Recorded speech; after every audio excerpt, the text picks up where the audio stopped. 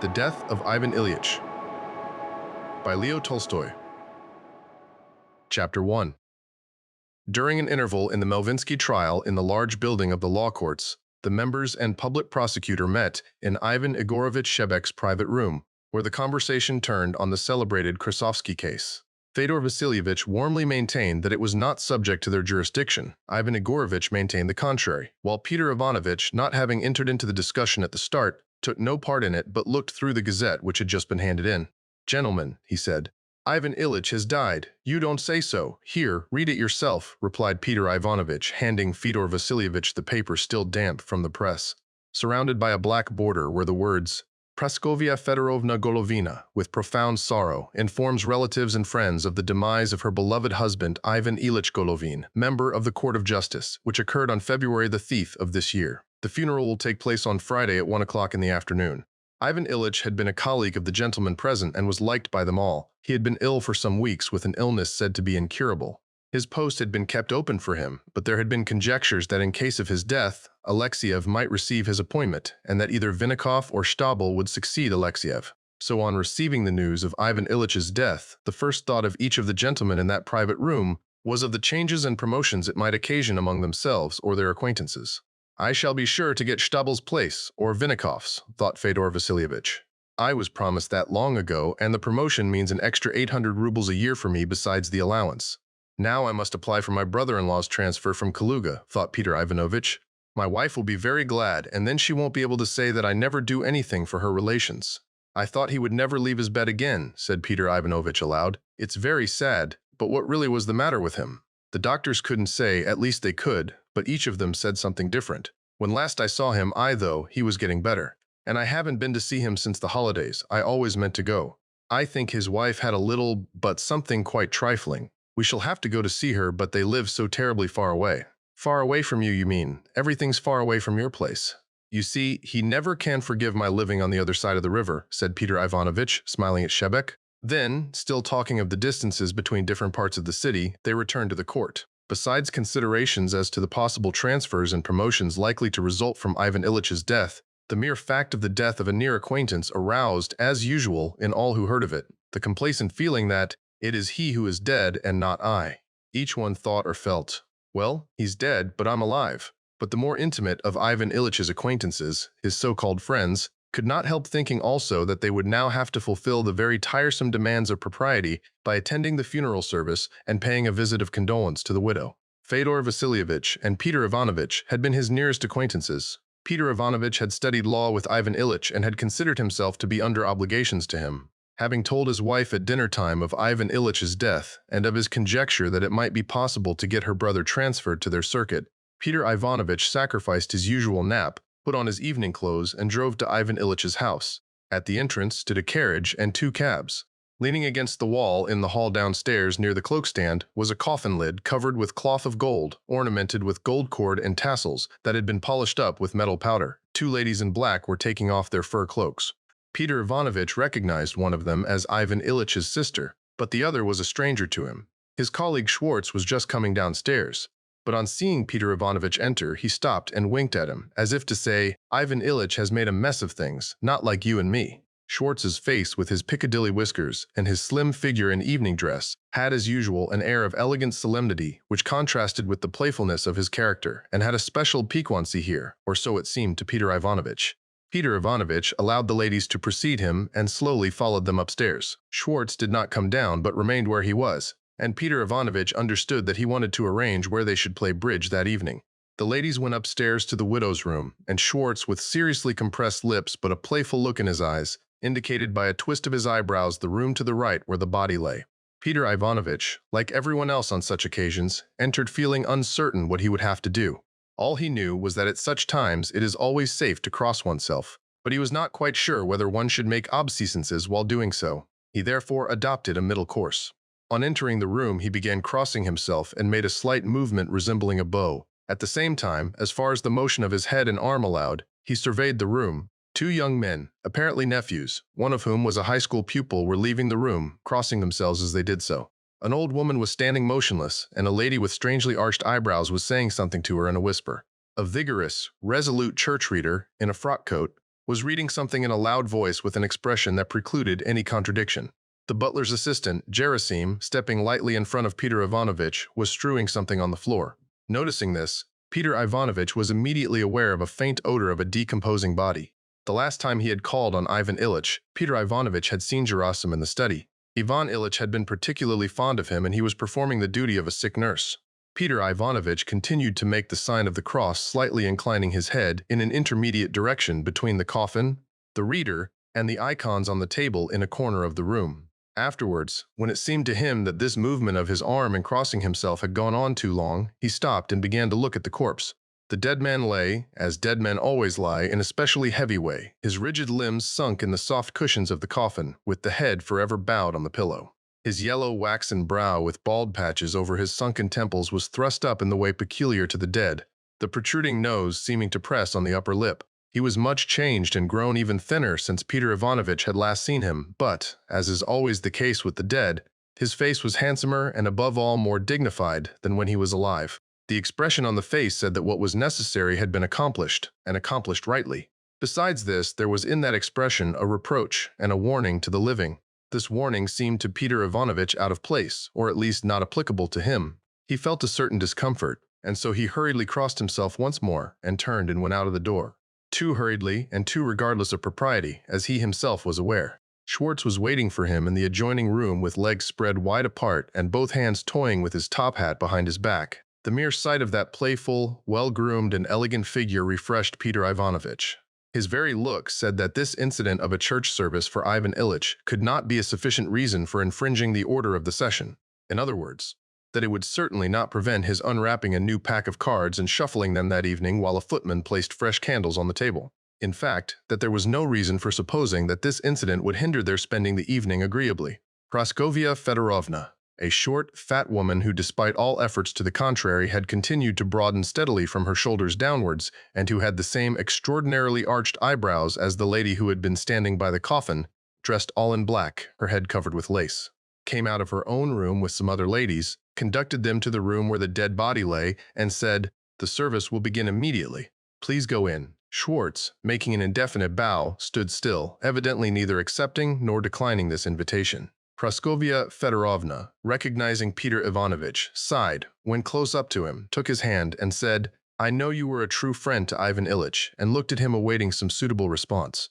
And Peter Ivanovich knew that, just as it had been the right thing to cross himself in that room, so what he had to do here was to press her hand, sigh, and say, "Believe me." So he did all this, and as he did, it felt that the desired result had been achieved, that both he and she were touched. "Come with me. I want to speak to you before it begins," said the widow. "Give me your arm." Peter Ivanovich gave her his arm and they went to the inner rooms, passing Schwartz, who winked at Peter Ivanovich compassionately. "That does for our bridge. Don't object if we find another player." "Perhaps you can cut in when you do escape," said his playful look. Peter Ivanovich sighed still more deeply and despondently, and Praskovia Fedorovna pressed his arm gratefully. When they reached the drawing room, upholstered in pink cretonne and lighted by a dim lamp, they sat down at the table, she on a sofa and Peter Ivanovich on a low pouf, the springs of which yielded spasmodically under his weight. Praskovia Fedorovna had been on the point of warning him to take another seat, but felt that such a warning was out of keeping with her present condition and so changed her mind. As he sat down on the pouf, Peter Ivanovich recalled how Ivan Ilyich had arranged this room and had consulted him regarding this pink cretonne with green leaves. The whole room was full of furniture and knickknacks, and on her way to the sofa, the lace of the widow's black shawl caught on the edge of the table. Peter Ivanovich rose to detach it, and the springs of the poufet, relieved of his weight, rose also and gave him a push.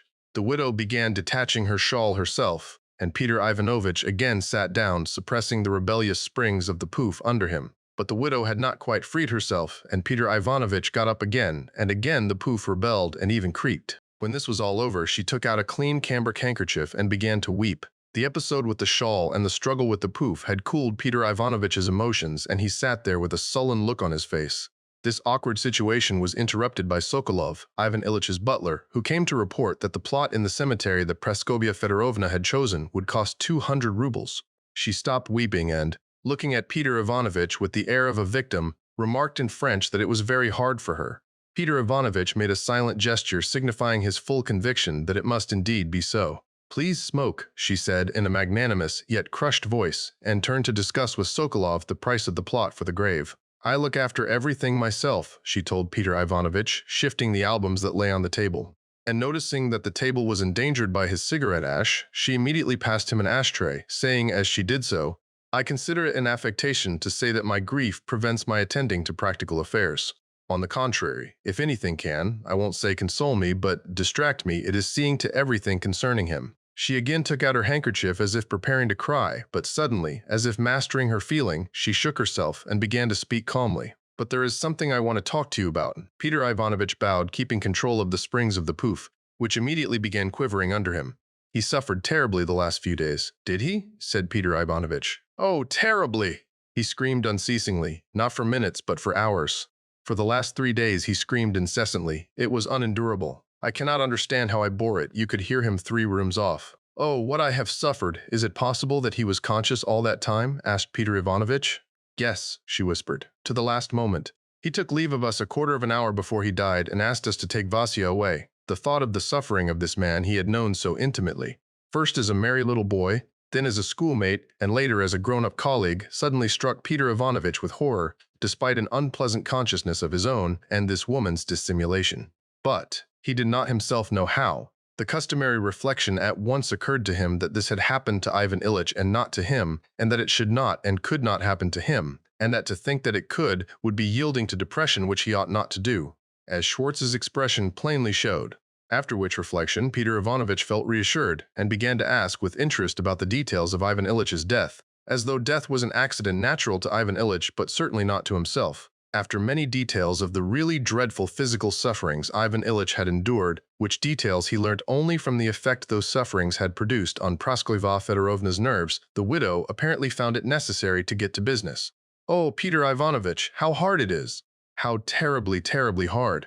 And she again began to weep. Peter Ivanovich sighed and waited for her to finish blowing her nose. When she had done so, he said, "Believe me." And she again began talking and brought out what was evidently her chief concern with him, namely, to question him as to how she could obtain a grant of money from the government on the occasion of her husband's death. She made it appear that she was asking Peter Ivanovich's advice about her pension, but he soon saw that she already knew about that to the minutest detail, more even than he did himself. She knew how much could be got out of the government in consequence of her husband's death, but wanted to find out whether she could not possibly extract something more. Peter Ivanovich tried to think of some means of doing so, but after reflecting for a while and, out of propriety, condemning the government for its niggardliness, he said he thought that nothing more could be got. Then she sighed and evidently began to devise means of getting rid of her visitor. Noticing this, he put out his cigarette, rose, pressed her hand, and went out into the anteroom. In the dining room where the clock stood that Ivan Ilyich had liked so much and had bought at an antique shop, Peter Ivanovich met a priest and a few acquaintances who had come to attend the service, and he recognized Ivan Ilyич's daughter, a handsome young woman. She was in black, and her slim figure appeared slimmer than ever. She had a gloomy, determined, almost angry expression and bowed to Peter Ivanovich as though he were in some way to blame. Behind her, with the same offended look, stood a wealthy young man, an examining magistrate, whom Peter Ivanovich also knew and who was her fiancé, as he had heard. He bowed mournfully to them and was about to pass into the death chamber when from under the stairs appeared the figure of Ivan Ilyич's schoolboy son, who was extremely like his father. He seemed a little Ivan Ilyich, such as Peter Ivanovich remembered when they studied law together. His tear-stained eyes had in them the look that is seen in the eyes of boys of 13 or 14 who are not pure-minded. When he saw Peter Ivanovich, he scowled morosely and shamefacedly. The service began, candles, groans, incense, tears, and sobs. Peter Ivanovich stood looking gloomily down at his feet. He did not look once at the dead man, did not yield to any depressing influence, and was one of the first to leave the room. There was no one in the anteroom, but Gerasim darted out of the dead man's room, rummaged with his strong hands among the fur coats to find Peter Ivanovich's, and helped him on with it. "Well, friend Gerasim," said Peter Ivanovich, so as to say something, "it's a sad affair, isn't it?" "We shall all come to it some day," said Gerasim, displaying his teeth, the even white teeth of a healthy peasant, and, like a man in the thick of urgent work, he briskly opened the front door, called the coachman, helped Peter Ivanovich into the sledge, and sprang back to the porch as if in readiness for what he had to do next. Peter Ivanovich found the fresh air particularly pleasant after the smell of incense, the dead body, and carbolic acid. "Where to, sir?" asked the coachman. "It's not too late even now. I'll call round on Fedor Vasilyevich." He accordingly drove there and found them just finishing the first rubber, so that it was quite convenient for him to cut in. Chapter 2. Ivan Ilyich's life had been most simple and most ordinary and therefore most terrible. He had been a member of the Court of Justice and died at the age of 45. His father had been an official who, after serving in various ministries and departments in Petersburg, had made the sort of career which brings men to positions from which by reason of their long service they cannot be dismissed, though they are obviously unfit to hold any responsible position, and for whom therefore posts are specially created, which though fictitious carry salaries of from 6 to 10,000 rubles that are not fictitious, and in receipt of which they live on to a great age. Such was the privy councillor and superfluous member of various superfluous institutions, Ilya Abimovich Golovin. He had 3 sons, of whom Ivan Ilyich was the second. The eldest son was following in his father's footsteps only in another department, and was already approaching that stage in the service at which a similar sinecure would be reached. The third son was a failure. He had ruined his prospects in a number of positions and was now serving in the railway department. His father and brothers, and still more their wives, not merely disliked meeting him, but avoided remembering his existence unless compelled to do so. His sister had married Baron Greth, a Petersburg official of her father's type. Ivan Ilyich was le phénix de la famille, as people said. He was neither as cold and formal as his elder brother, nor as wild as the younger, but was a happy mean between them. An intelligent, polished, lively, and agreeable man. He had studied with his younger brother at the School of Law, but the latter had failed to complete the course and was expelled when he was in the 5th class. Ivan Ilyich finished the course well. Even when he was at the School of Law, he was just what he remained for the rest of his life, a capable, cheerful, good-natured, and sociable man, though strict in the fulfillment of what he considered to be his duty, and he considered his duty to be what was so considered by those in authority. Neither as a boy nor as a man was he a toady, but from early youth was by nature attracted to people of high station as a fly is drawn to the light, assimilating their ways and views of life and establishing friendly relations with them. At school he had done things which had formerly seemed to him very horrid and made him feel disgusted with himself when he did them, but when later on he saw that such actions were done by people of good position and that they did not regard them as wrong, he was able not exactly to regard them as right, but to forget about them entirely or not be at all troubled at remembering them.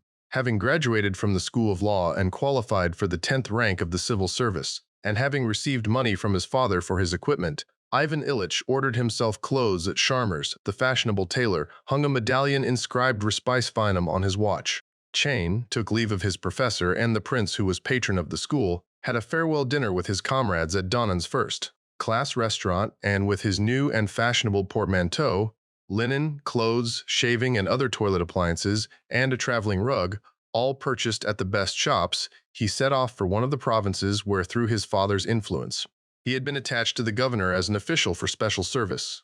In the province, Ivan Ilyich soon arranged as easy and agreeable a position for himself as he had had at the School of Law. He performed his official task, made his career, and at the same time amused himself pleasantly and decorously. In official matters, despite his youth and taste for frivolous gaiety, he was exceedingly reserved, punctilious, and even severe. But in society he was often amusing and witty, and always good-natured, correct in his manner, and bon enfant, as the governor and his wife, with whom he was like one of the family, used to say of him. In the province he had an affair with a lady who made advances to the elegant young lawyer, and there was also a milliner, and there were carousals with aides-de-camp who visited the district, and after supper visits to a certain outlying street of doubtful reputation. And there was, too, some obsequiousness to his chief, and even to his chief's wife, but all this was done with such a tone of good breeding that no hard names could be applied to it. It all came under the heading of the French saying, Il faut que jeunesse se passe.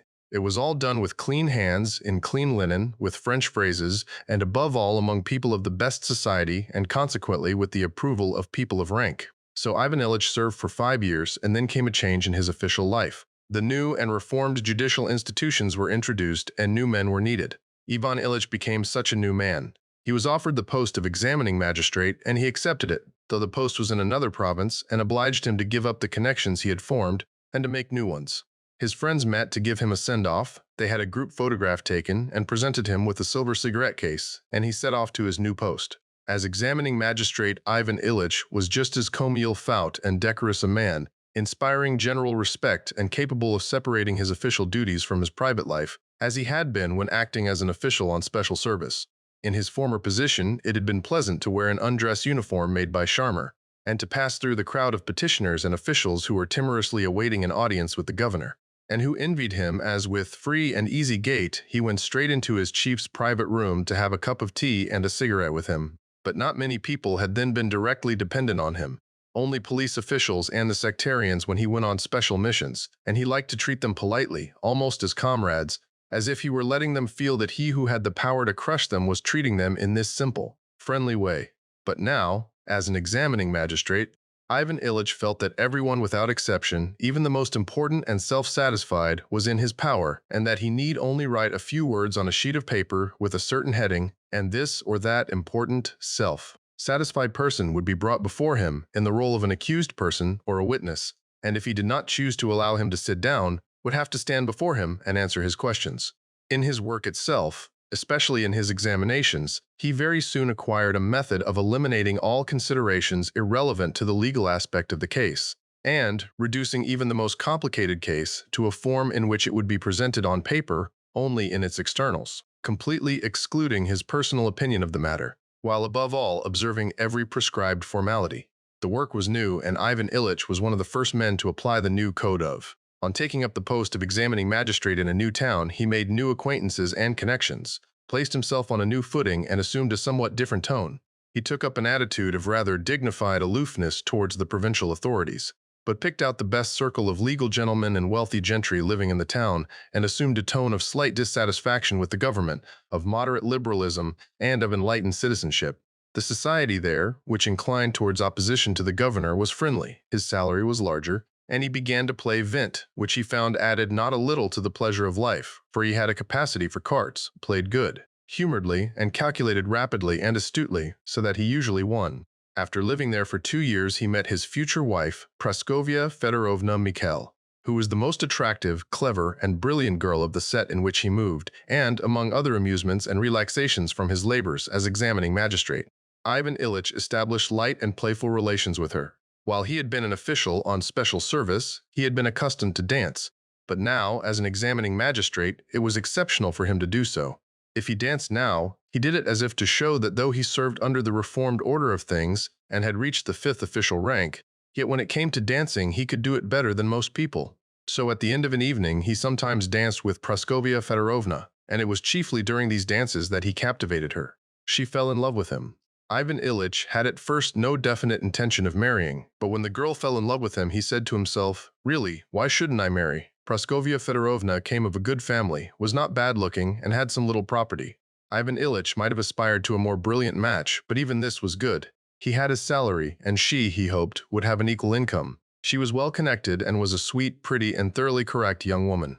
To say that Ivan Ilyich married because he fell in love with Praskovia Fedorovna and found that she sympathized with his views of life would be as incorrect as to say that he married because his social circle approved of the match. The preparations for marriage and the beginning of married life, with its conjugal caresses, the new furniture, new crockery, and new linen, were very pleasant until his wife became pregnant, so that Ivan Ilyich had begun to think that marriage would not impair the easy, agreeable, gay, and always decorous character of his life, approved of by society and regarded by himself as natural, but would even improve it. But from the first months of his wife's pregnancy, something new, unpleasant, depressing, and unseemly, and from which there was no way of escape, unexpectedly showed itself. His wife, without any reason, de gaieté de corps, as Ivan Ilyich expressed it to himself, began to disturb the pleasure and propriety of their life. At first, Ivan Ilyich hoped to escape from the unpleasantness of this state of affairs by the same easy and decorous relation to life that had served him heretofore. He tried to ignore his wife's disagreeable moods, continued to live in his usual easy and pleasant way, invited friends to his house for a game of cards, and also tried going out to his club or spending his evenings with friends. But one day his wife began upbraiding him so vigorously, using such coarse words, and continued to abuse him every time he did not fulfill her demands, so resolutely and with such evident determination not to give way till he submitted, till he stayed at home and was bored just as she was, that he became alarmed.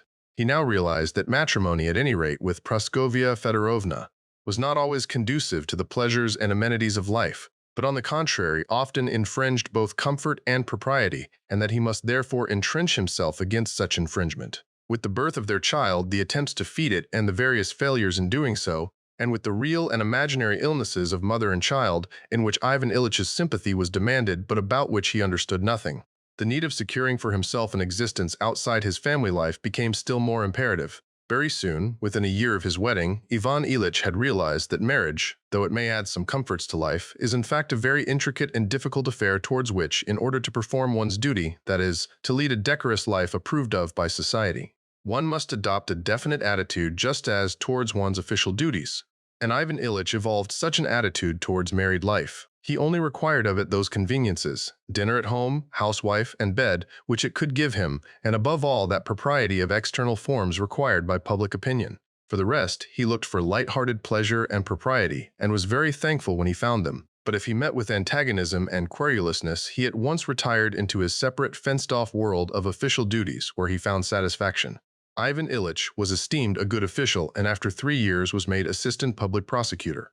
His new duties, their importance, the possibility of indicting and imprisoning anyone he chose, the publicity his speeches received, and the success he had in all these things made his work still more attractive. More children came. His wife became more and more querulous and ill-tempered, but the attitude Ivan Ilyich had adopted towards his home life rendered him almost impervious to her grumbling.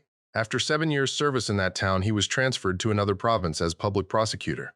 They moved, but were short of money, and his wife did not like the place they moved to.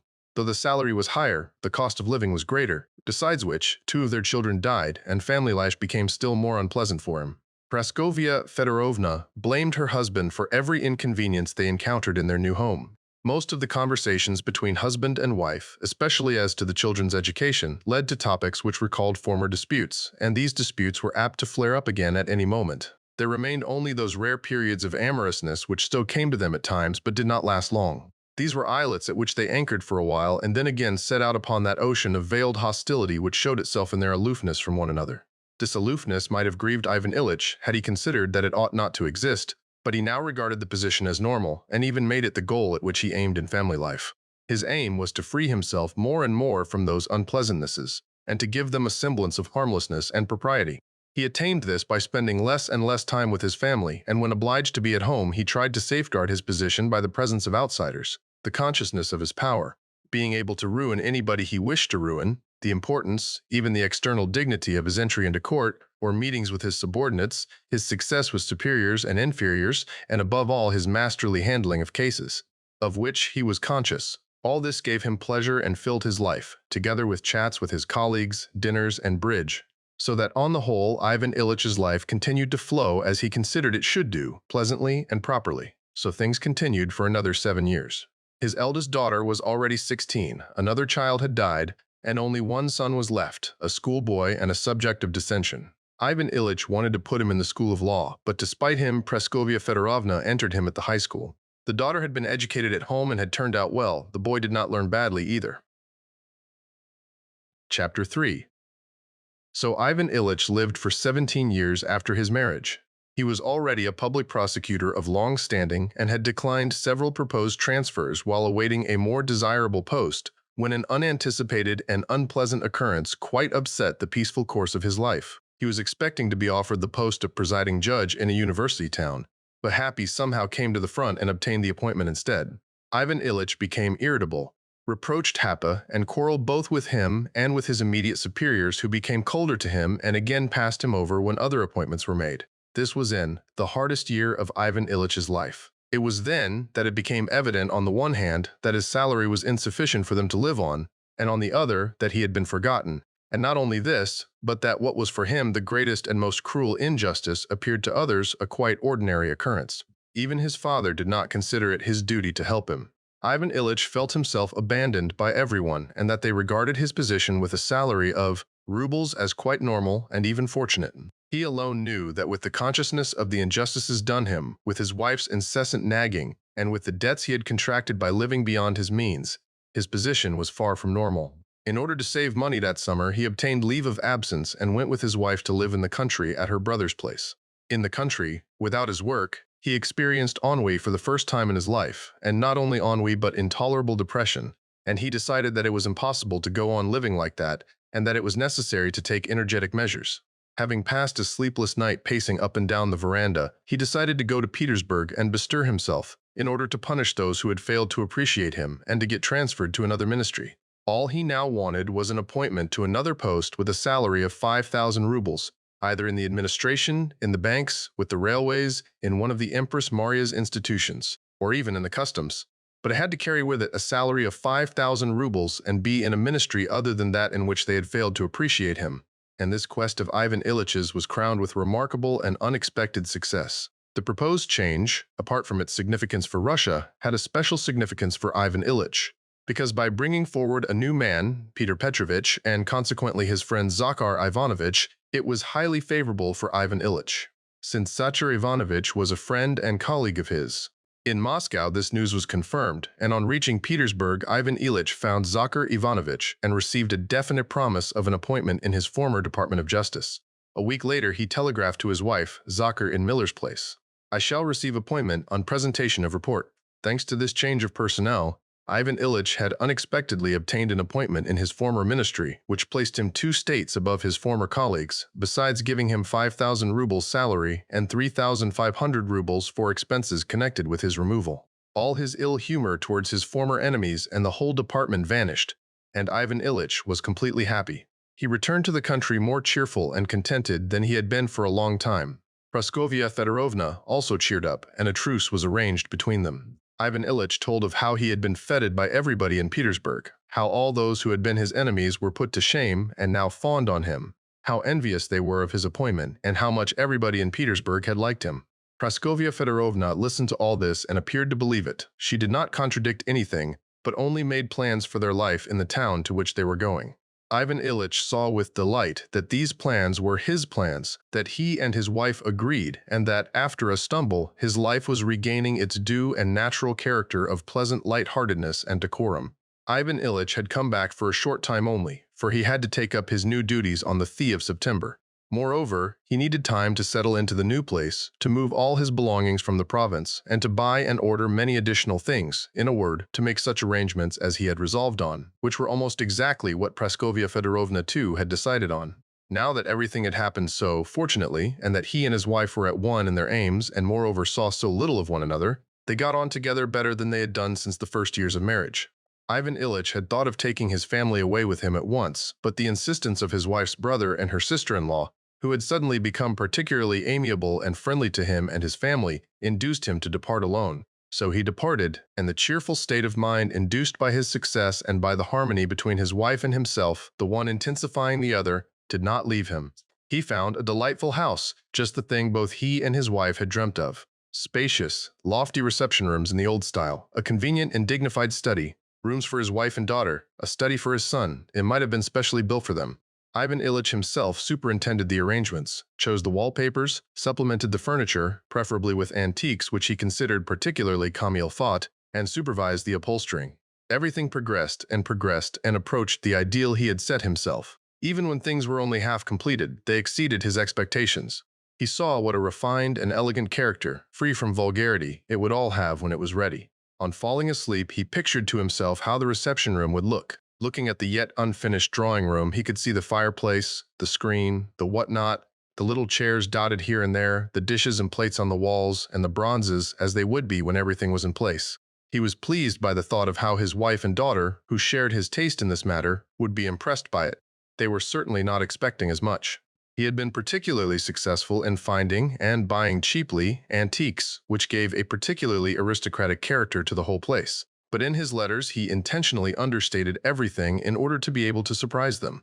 All this so absorbed him that his new duties, though he liked his official work, interested him less than he had expected. Sometimes he even had moments of absent-mindedness during the court sessions and would consider whether he should have straight or curved cornices for his curtains.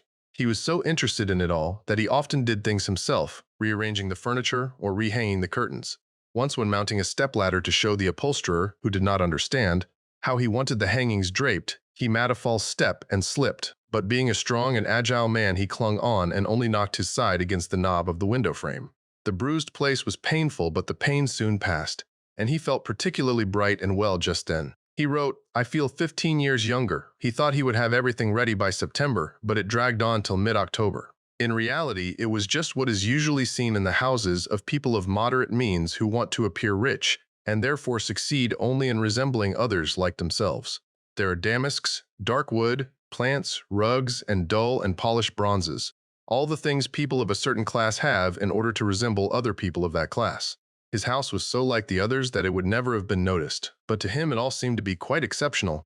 He was very happy when he met his family at the station and brought them to the newly furnished house all lit up, where a footman in a white tie opened the door into the hall decorated with plants, and when they went on into the drawing room and the study uttering exclamations of delight. He conducted them everywhere, drank in their praises eagerly, and beamed with pleasure. At tea that evening, when Praskovia Fedorovna, among other things, asked him about his fall, he laughed and showed them how he had gone flying and had frightened the upholsterer. "It's a good thing I'm a bit of an athlete. Another man might have been killed, but I merely knocked myself. Just here. It hurts when it's touched, but it's passing off already. It's only a bruise." So they began living in their new home, in which, as always happens, when they got thoroughly settled in, they found they were just one room short, and with the increased income, which as always was just a little, some 500 rubles, too little, but it was all very nice. Things went particularly well at first, before everything was finally arranged, and while something had still to be done, this thing bought, that thing ordered, another thing moved, and something else adjusted. Though there were some disputes between husband and wife, they were both so well satisfied and had so much to do that it all passed off without any serious quarrels. When nothing was left to arrange, it became rather dull and something seemed to be lacking, but they were then making acquaintances, forming habits, and life was growing fuller. Ivan Ilyich spent his mornings at the law court and came home to diner, and at first he was generally in a good humor, though he occasionally became irritable just on account of his house. Every spot on the tablecloth or the upholstery and every broken window blind string irritated him. He had devoted so much trouble to arranging it all that every disturbance of it distressed him. But on the whole, his life ran its course as he believed life should do, easily, pleasantly, and decorously.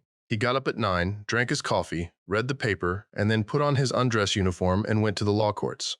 There, the harness in which he worked had already been stretched to fit him, and he donned it without a hitch. Petitioners, inquiries at the chancery itself, and the sittings public and administrative. Ivan Ilyich, as one in whose sphere the matter did not lie, would have nothing to do with him. But if the man had some business with him in his official capacity, something that could be expressed on officially stamped paper, he would do everything, positively everything he could within the limits of such relations, and in doing so would maintain the semblance of friendly human relations. That is, would observe the courtesies of life. Ivan Ilyich possessed this capacity to separate his real life from the official side of affairs and not mix the two in the highest degree, and by long practice and natural aptitude had brought it to such a pitch that sometimes, in the manner of a virtuoso, he would even allow himself to let the human and official relations mingle. He let himself do this just because he felt that he could, at any time he chose, resume the strictly official attitude again and drop the human relation. And he did it all easily, pleasantly, correctly, and even artistically. Tired, but with the feelings of a virtuoso, one of the first violins who has played his part in an orchestra with precision, he would return home to find that his wife and daughter had been out paying calls, or had a visitor, and that his son had been to school, had done his homework with his tutor, and was surely learning what is taught at high schools. Everything was as it should be. After dinner, if they had no visitors, Ivan Ilyich sometimes read a book that was being much discussed at the time, and in the evening settled down to work, that is, read official papers, compared the depositions of witnesses, and noted paragraphs of the code applying to them. This was neither dull nor amusing. It was dull when he might have been playing bridge, but if no bridge was available, it was at any rate better than doing nothing or sitting with his wife. Ivan Ilych's chief pleasure was giving little dinners to which he invited men and women of good social position, and just as his drawing room resembled all other drawing rooms, so did his enjoyable little parties resemble all other such parties. Once they even gave a dance. Ivan Ilyich enjoyed it and everything went off well, except that it led to a violent quarrel with his wife about the cakes and sweets. Praskovia Fedorovna had made her own plans, but Ivan Ilyich insisted on getting everything from an expensive confectioner and ordered too many cakes, and the quarrel occurred because some of those cakes were left over, and the confectioner's bill came to 45 rubles. It was a great and disagreeable quarrel. Praskovia Fedorovna called him a fool and an imbecile, and he clutched at his head and made angry allusions to divorce. But the dance itself had been enjoyable. The best people were there, and Ivan Ilyich had danced with Princess Trufanova, a sister of the distinguished founder of the society Bear My Burden. He acknowledged that whatever disagreeable incident happened in his life, the pleasure that beamed like a ray of light above everything else was to sit down to bridge with good players, not noisy partners, and of course to four-handed bridge with 5 players. It was annoying to have to stand out, though one pretended not to mind, to play a clever and serious game when the cards allowed it, and then to have supper and drink a glass of wine. After a game of bridge, especially if he had won a little, to win a large sum was unpleasant, Ivan Ilyich went to bed in especially good humor. So they lived. They formed a circle of acquaintances among the best people and were visited by people of importance and by young folk. In their views as to their acquaintances, husband, wife, and daughter were entirely agreed, and tacitly and unanimously kept at arm's length and shook off the various shabby friends and relations who, with much show of affection, gushed into the drawing room with its Japanese plates on the walls. Young men made up to Lisa and Petrushchev, an examining magistrate, and Dmitry Ivanovich Petrushchev's son and sole heir, began to be so attentive to her that Ivan Ilyich had already spoken to Praskovia Fedorovna about it and considered whether they should not arrange a party for them, or get up some private theatricals. So they lived, and all went well, without change, and life flowed pleasantly. Chapter 4. They were all in good health. It could not be called ill health if Ivan Ilyich sometimes said that he had a queer taste in his mouth and felt some discomfort in his left side. But this discomfort increased and, though not exactly painful, grew into a sense of pressure in his side accompanied by ill humor. And his irritability became worse and began to mar the agreeable, easy, and correct life that had established itself in the Golovin family. Quarrels between husband and wife became more and more frequent, and soon the ease and amenity disappeared, and even the decorum was barely maintained. Scenes again became frequent, and very few of those islets remained on which husband and wife could meet without an explosion. Praskovia Fedorovna now had good reason to say that her husband's temper was trying. With characteristic exaggeration, she said he had always had a dreadful temper, and that it had needed all her good nature to put up with it for 20 years. It was true that now the quarrels were started by him. His bursts of temper always came just before dinner, often just as he began to eat his soup. At first she retorted and said disagreeable things to him, but once or twice he fell into such a rage at the beginning of dinner that she realized it was due to some physical derangement brought on by taking food, and so she restrained herself and did not answer, but only hurried to get the dinner over. She regarded this self-restraint as highly praiseworthy. Having come to the conclusion that her husband had a dreadful temper and made her life miserable, she began to feel sorry for herself, and the more she pitied herself, the more she hated her husband. She began to wish he would die, yet she did not want him to die because then his salary would cease. And this irritated her against him still more. She considered herself dreadfully unhappy just because not even his death could save her. And though she concealed her exasperation, that hidden exasperation of hers increased his irritation also. After one scene in which Ivan Ilyich had been particularly unfair, and after which he had said in explanation that he certainly was irritable, but that it was due to his not being well, she said that he, if was ill, it should be attended to, and insisted on his going to see a celebrated doctor. He went. There was the usual waiting and the important air assumed by the doctor, with which he was so familiar, resembling that which he himself assumed in court, and the sounding and listening, and the questions which called for answers that were foregone conclusions and were evidently unnecessary, and the look of importance which implied that if only you put yourself in our hands, we will arrange everything, we know indubitably how it has to be done, always in the same way for everybody alike. It was all just as it was in the law courts. The doctor put on just the same air towards him as he himself put on towards an accused person.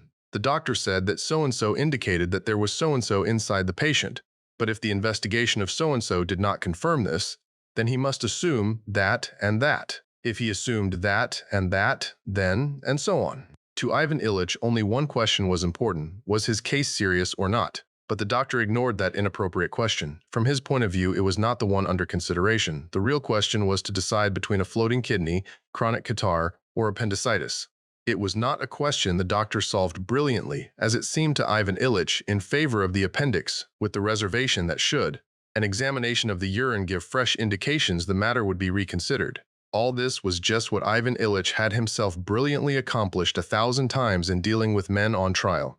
The doctor summed up just as brilliantly, looking over his spectacles triumphantly and even gaily at the accused.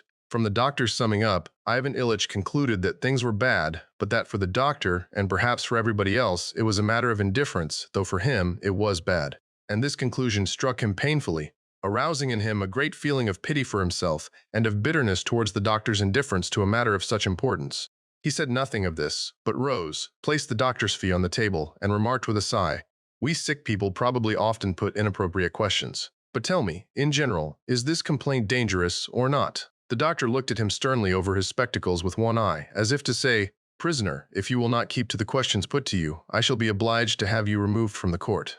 I have already told you what I consider necessary and proper. The analysis may show something more." And the doctor bowed. Ivan Ilyich went out slowly, seated himself disconsolately in his sledge, and drove home. All the way home he was going over what the doctor had said, trying to translate those complicated, obscure scientific phrases into plain language and find in them an answer to the question, is my condition bad? Is it very bad, or is there as yet nothing much wrong? And it seemed to him that the meaning of what the doctor had said was that it was very bad.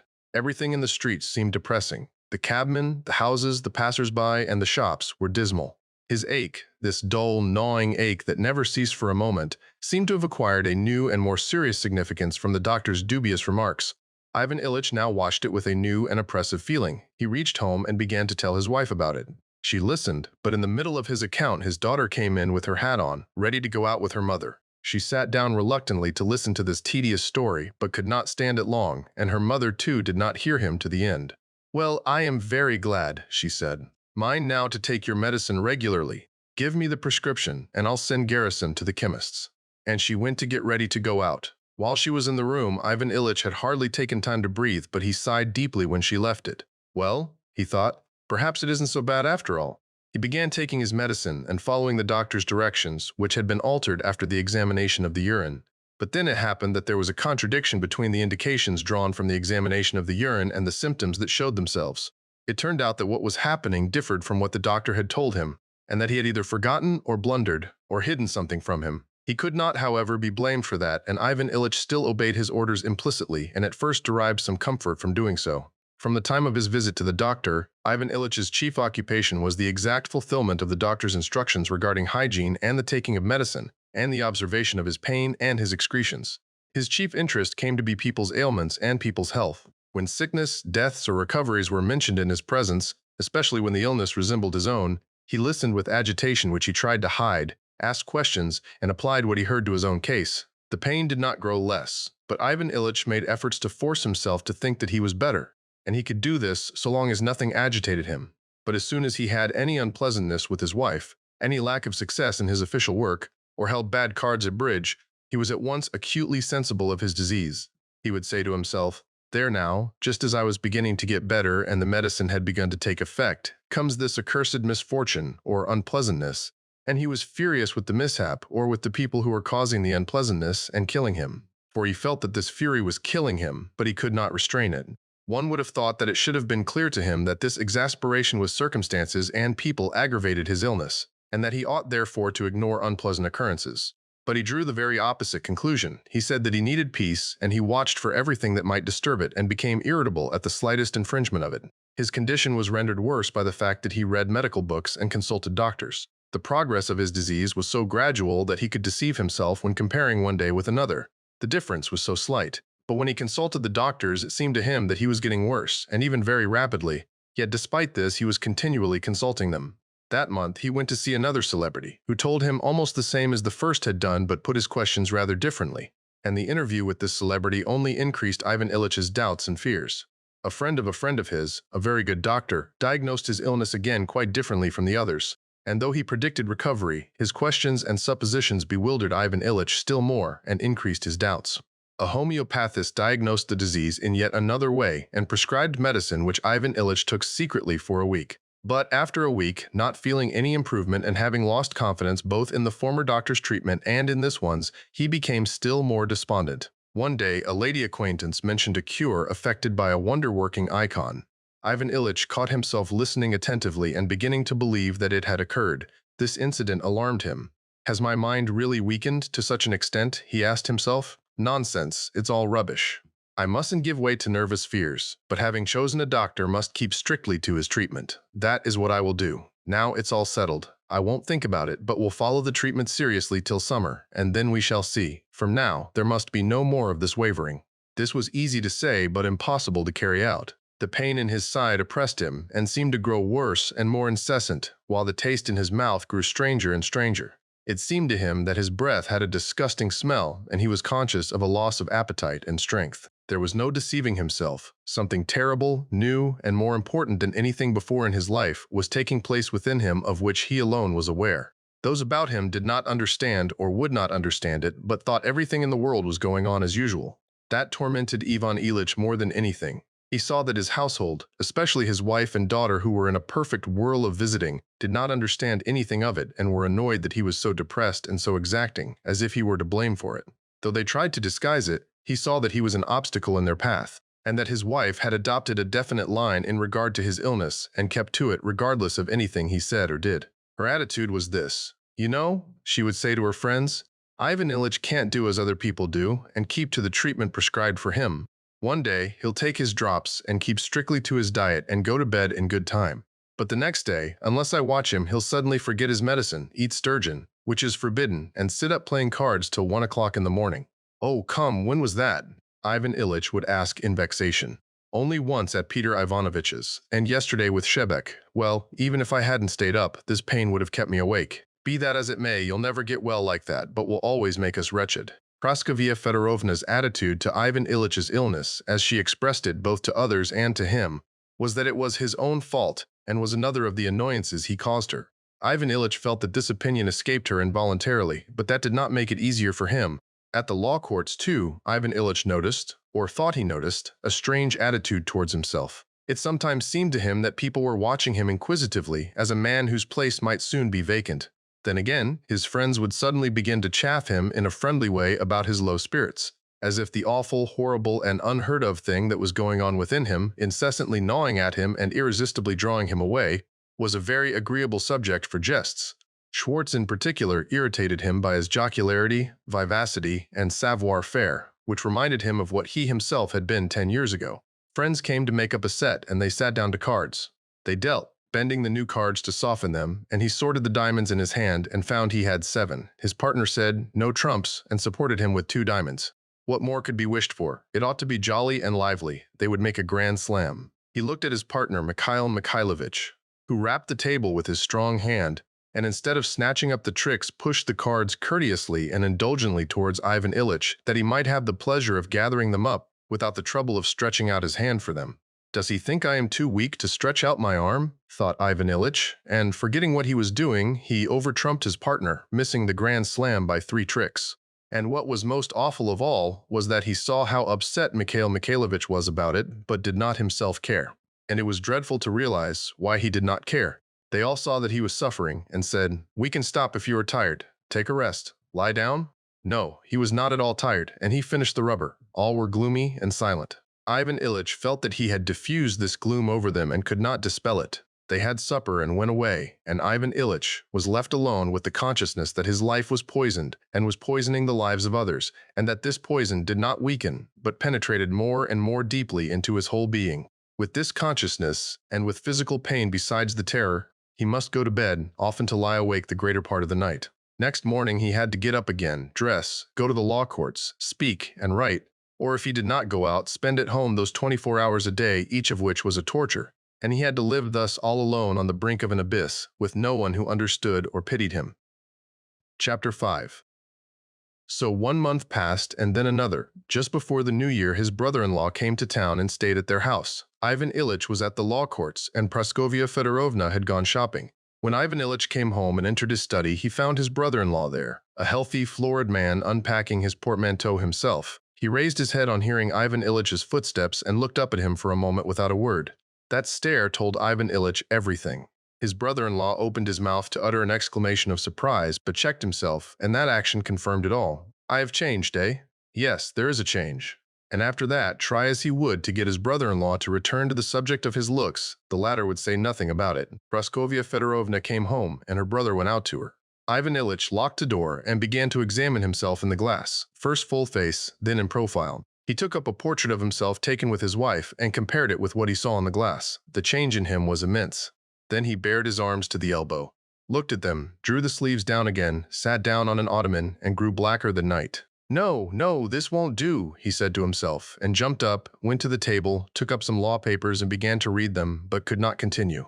He unlocked the door and went into the reception room. The door leading to the drawing room was shut. He approached it on tiptoe and listened. "No, you are exaggerating," Praskovia Fedorovna was saying. "Exaggerating, don't you see it? Why, he's a dead man. Look at his eyes, there's no life in them." "But what is it that is wrong with him? No one knows. Nikolaevich said something, but I don't know what." And Lich Chetitsky said quite the contrary. Ivan Ilyich walked away, went to his own room, lay down, and began musing. The kidney, a floating kidney. He recalled all the doctors had told him of how it detached itself and swayed about, and by an effort of imagination he tried to catch that kidney and arrest it and support it. So little was needed for this, it seemed to him. No, I'll go to see Peter Ivanovich again. He rang, ordered the carriage, and got ready to go. Where are you going, Jean? Asked his wife with a specially sad and exceptionally kind look. This exceptionally kind look irritated him. He looked morosely at her.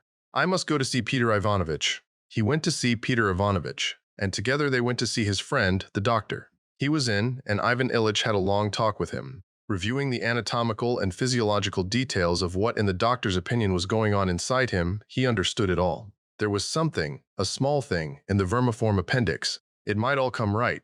Only stimulate the energy of one organ and check the activity of another, then absorption would take place and everything would come right.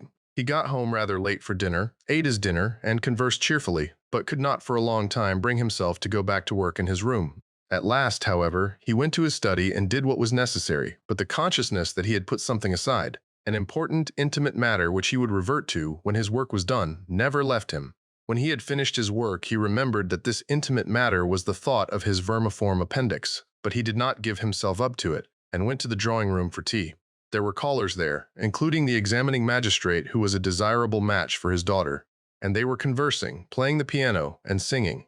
Ivan Ilyich, as Praskovia Fedorovna remarked, spent that evening more cheerfully than usual, but he never for a moment forgot that he had postponed the important matter of the appendix. At 11 o'clock he said good night and went to his bedroom. Since his illness, he had slept alone in a small room next to his study. He undressed and took up a novel by Zola, but instead of reading it, he fell into thought, and in his imagination that desired improvement in the vermiform appendix occurred. There were the absorption and evacuation and the re-establishment of normal activity. Yes, that's it, he said to himself. One need only assist nature, that's all. He remembered his medicine, rose, took it, and lay down on his back watching for the beneficent action of the medicine and for it to lessen the pain. I need only take it regularly and avoid all injurious influences. I am already feeling better, much better. He began touching his side. It was not painful to the touch. There, I really don't feel it. It's much better already. He put out the light and turned on his side. The appendix is getting better. Absorption is occurring. Suddenly he felt the old, familiar, dull, gnawing pain, stubborn and serious. There was the same familiar, loathsome taste in his mouth. His heart sank and he felt dazed. My God, he muttered. Again, and it will never cease. And suddenly the matter presented itself in a quite different aspect. Vermiform appendix. Kidney, he said to himself. It's not a question of appendix or kidney, but of life and death. Yes, life was there, and now it is going, and I cannot stop it. Yes.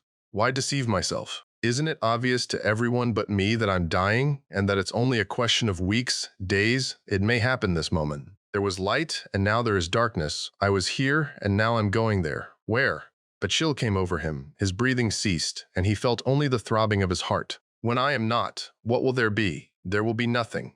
Then where shall I be when I am no more? Can this be dying? No, I don't want to. He jumped up and tried to light the candle, felt for it with trembling hands, dropped candle and candlestick on the floor, and fell back on his pillow. What's the use? It makes no difference, he said to himself, staring with wide-open eyes into the darkness. Death. Yes, death. And none of them knows or wishes to know it. And they have no pity for me. Now they are playing. He heard through the door the distant sound of a song and its accompaniment. It's all the same to them, but they will die too. Fools, I first, and they later, but it will be the same for them. And now they are merry, the beasts.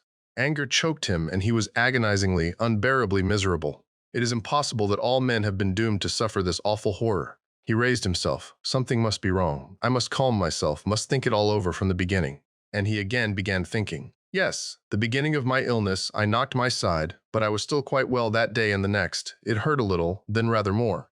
I saw the doctors, then followed despondency and anguish, more doctors, and I drew nearer to the abyss.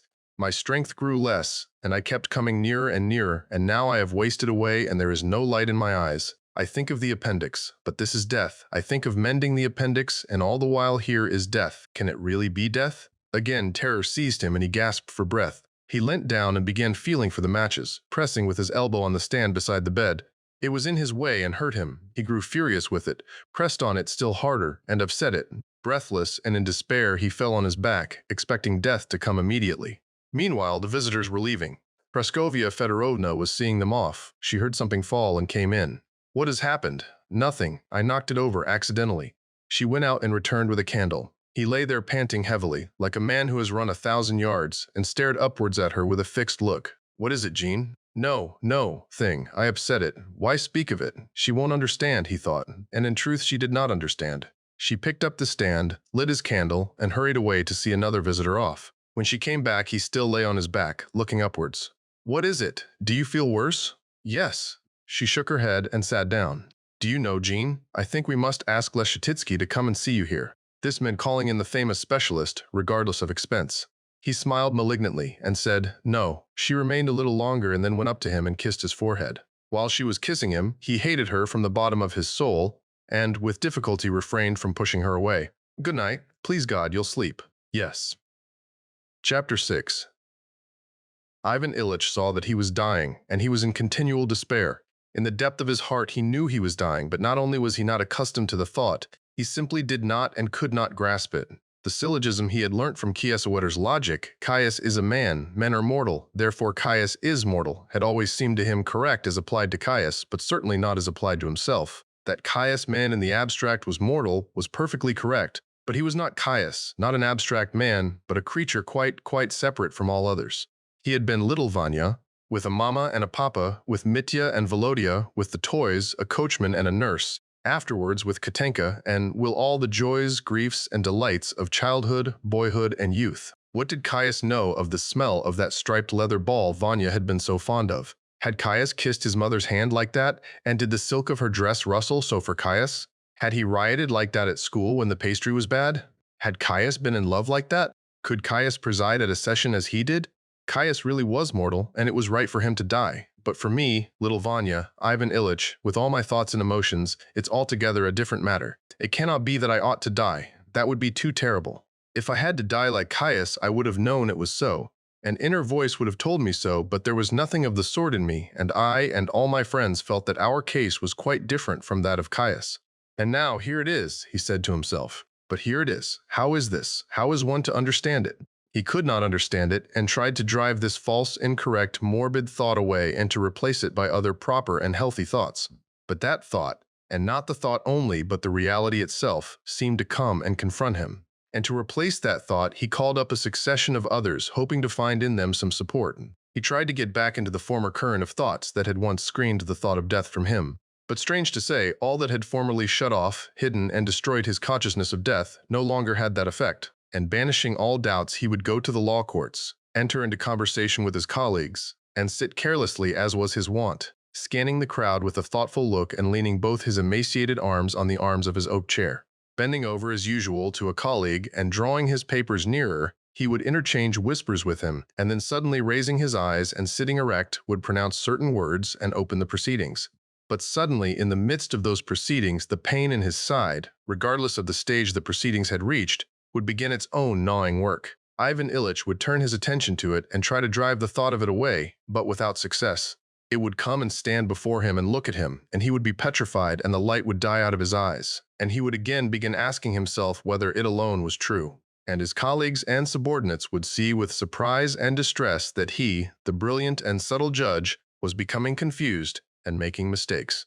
He would shake himself, try to pull himself together, manage somehow to bring the sitting to a close, and return home with the sorrowful consciousness that his judicial labors could not as formerly hide from him what he wanted them to hide, and could not deliver him from it. And what was worst of all was that it drew his attention to itself not in order to make him take some action, but only that he should look at it, look it straight in the face, look at it, and without doing anything, suffer inexpressibly. And to save himself from this condition, Ivan Ilyich looked for consolations. New screens were found, and for a while seemed to save him, but then they immediately fell to pieces, or rather became transparent, as if it penetrated them and nothing could veil it. In these latter days, he would go into the drawing room he had arranged. That drawing room where he had fallen and for the sake of which, how bitterly ridiculous it seemed, he had sacrificed his life, for he knew that his illness originated with that knock. He would enter and see that something had scratched the polished table. He would look for the cause of this and find that it was the bronze ornamentation of an album that had got bent. He would take up the expensive album which he had lovingly arranged and feel vexed with his daughter and her friends for their untidiness, for the album was torn here and there and some of the photographs turned upside down. He would put it carefully in order and bend the ornamentation back into position. Then it would occur to him to place all those things in another corner of the room, near the plants. He would call the footman, but his daughter or wife would come to help him. They would not agree, and his wife would contradict him, and he would dispute and grow angry. But that was all right, for then he did not think about it. It was invisible. But then, when he was moving something himself, his wife would say, "Let the servants do it. You will hurt yourself again." And suddenly it would flash through the screen and he would see it. It was just a flash, and he hoped it would disappear, but he would involuntarily pay attention to his side. It sits there as before, gnawing just the same, and he could no longer forget it, but could distinctly see it looking at him from behind the flowers. What is it all for? It really is so. I lost my life over that curtain, as I might have done when storming a fort. Is that possible? How terrible and how stupid. It can't be true. It can't, but it is. He would go to his study, lie down, and again be alone with it, face to face with it, and nothing could be done with it except to look at it and shudder. Chapter 7. How it happened, it is impossible to say because it came about step by step, unnoticed. But in the 3rd month of Ivan Ilyich's illness, his wife, his daughter, his son, his acquaintances, the doctors, the servants, and above all, he himself, were aware that the whole interest he had for other people was whether he would soon vacate his place, and at last release the living from the discomfort caused by his presence, and be himself released from his sufferings. He slept less and less. He was given opium and hypodermic injections of morphine, but this did not relieve him. The dull depression he experienced in a somnolent condition at first gave him a little relief, but only as something new. Afterwards, it became as distressing as the pain itself, or even more so. Special foods were prepared for him by the doctor's orders, but all those foods became increasingly distasteful and disgusting to him. For his excretions, also, special arrangements had to be made. And this was a torment to him every time, a torment from the uncleanliness, the unseemliness, and the smell, and from knowing that another person had to take part in it. But just through his most unpleasant matter, Ivan Ilyich obtained comfort. Gerasim, the butler's young assistant, always came in to carry the things out. Gerasim was a clean, fresh peasant lad, grown stout on town food, and always cheerful and bright. At first, the sight of him, in his clean Russian peasant costume, engaged on that disgusting task, embarrassed Ivan Ilyich. Gerasim, with a firm, light tread, his heavy boots emitting a pleasant smell of tar and fresh winter air, came in wearing a clean Hessian apron, the sleeves of his print shirt tucked up over his strong, bare young arms. And refraining from looking at his sick master out of consideration for his feelings, and restraining the joy of life that beamed from his face, he went up to the commode. "Gerasim," said Ivan Ilyich in a weak voice. Gerasim started, evidently afraid he might have committed some blunder, and with a rapid movement turned his fresh, kind, simple young face, which just showed the first downy signs of a beard. "Yes, sir. That must be very unpleasant for you.